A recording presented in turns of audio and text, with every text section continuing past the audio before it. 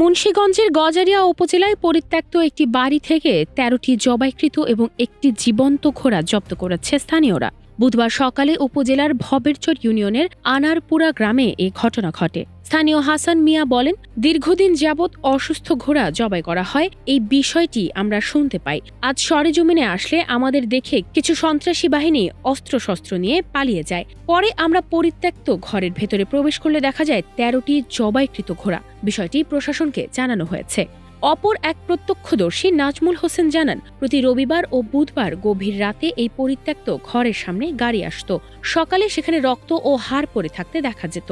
পরে জানা যায়, চক্রটি মূলত ঘোড়া জবাই করে সেই মাংস বস্তায় ভরে গরুর মাংস হিসেবে বিভিন্ন হোটেলে সরবরাহ করত। প্রমাণ নষ্ট করতে তারা চামড়া, হাড় ও নাড়ি ভুঁড়ি গর্ত করে পুঁতে ফেলত।